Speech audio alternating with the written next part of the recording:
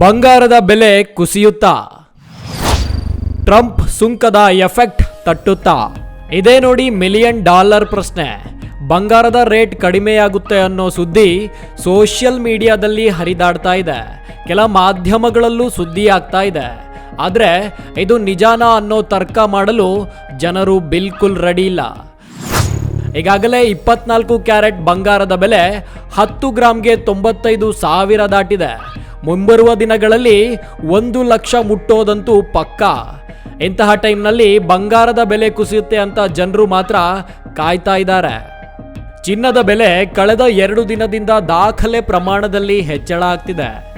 April 1ರಂದು ಒಂದೇ ದಿನ ಬರೋಬ್ಬರಿ 2,000 ರೂಪಾಯಿ ಹೆಚ್ಚಳ ಆಗಿದ್ದು, ಗ್ರಾಮ್ನ ಬೆಲೆ 9,000ಕ್ಕೆ ಏರಿಕೆಯಾಗಲು ದಾಪುಗಾಲು ಇಡುತ್ತಿದೆ.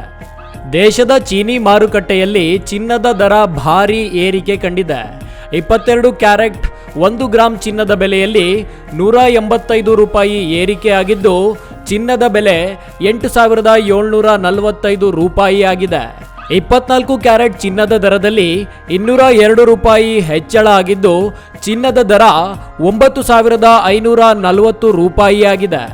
22 ಕ್ಯಾರೆಟ್ನ 10 ಗ್ರಾಮ್ ಚಿನ್ನದ ಬೆಲೆಯಲ್ಲಿ 1,850 ರೂಪಾಯಿ ಏರಿಕೆ ಆಗಿದ್ದು, ಇಂದಿನ ಬೆಲೆ 87,450 ರೂಪಾಯಿಗೆ ಹೆಚ್ಚಳ ಆಗಿದೆ.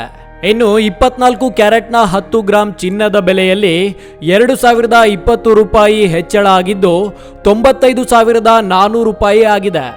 ಮಾರ್ಚ್ 1ರಂದು 7,940 ರೂಪಾಯಿನಷ್ಟಿದ್ದ ಚಿನ್ನದ ಬೆಲೆ ಏಪ್ರಿಲ್ 1ಕ್ಕೆ 8,510 ರೂಪಾಯಿಗೆ ಏರಿಕೆಯಾಗಿದೆ. ಇಲ್ಲಿ ಟ್ರಂಪ್ ಪ್ರತಿಸುಂಕ ಜಾರಿ ಘೋಷಣೆ ಮಾಡಿದ ಬಳಿಕ ಏಪ್ರಿಲ್ 4ರಿಂದ ಮಾರುಕಟ್ಟೆಯಲ್ಲಿ ಚಿನ್ನದ ಬೆಲೆ ಅಲ್ಲೋಲ ಕಲ್ಲೋಲ ಸೃಷ್ಟಿಯಾಗಿದೆ. 4 ದಿನ ಕಡಿಮೆಯಾದ ಬೆಲೆ ಕಳೆದ 3 ದಿನಗಳಿಂದ ಏರಿಕೆ ಆರಂಭಿಸಿದೆ.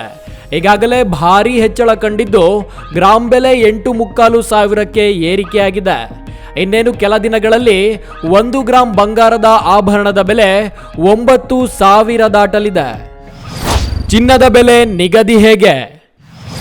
ಬೆಲೆ ಕಡಿಮೆಯಾಗೋದಕ್ಕೆ ಸಾಧ್ಯನಾ? ಇಲ್ಲಿ ಅಂತಾರಾಷ್ಟ್ರೀಯ ಟ್ರೆಂಡ್, ಚಿನ್ನದ ಮೇಲಿನ ಆಮದು ಸುಂಕ ಹಾಗೂ ಡಾಲರ್ ಎದುರು ಮೌಲ್ಯ ಆಧರಿಸಿ ಆಯಾ ದಿನದ ಬಂಗಾರ ಹಾಗೂ ಬೆಳ್ಳಿಯ ಬೆಲೆಯು ನಿರ್ಧಾರ ಆಗುತ್ತೆ.